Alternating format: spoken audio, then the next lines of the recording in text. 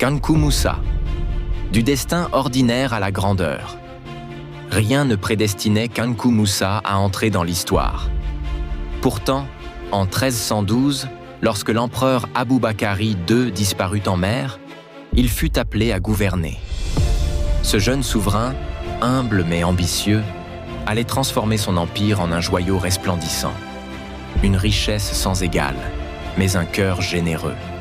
L'empire du Mali regorgeait d'or, et Mansa Moussa devint l'homme le plus riche du monde. Mais il ne voyait pas sa fortune comme un simple trésor. Il voulait qu'elle serve à son peuple, à l'éducation et à la foi. Un voyage qui bouleversa le monde. En 1324, il entreprit un pèlerinage à la Mecque, un voyage de foi et de générosité. Avec lui, 60 000 hommes, des érudits, des serviteurs et des caravanes chargées d'or. Partout où il passait, il offrait des richesses aux plus pauvres. Mais son immense générosité bouleversa l'économie de l'Égypte, où l'or perdit de sa valeur pendant des années.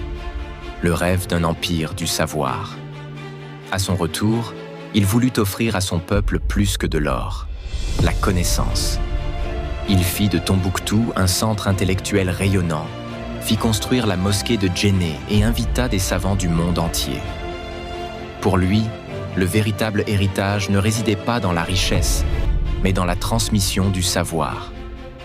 L'écho d'un roi immortel, Mansa Moussa, s'éteignit vers 1337, mais son nom ne fut jamais oublié. Il avait bâti un empire qui résonnait de grandeur, non pas par la guerre, mais par l'éducation et la générosité. Aujourd'hui encore, son histoire inspire ceux qui rêvent d'un monde où la richesse se mesure non par l'or, mais par ce que l'on laisse aux générations futures.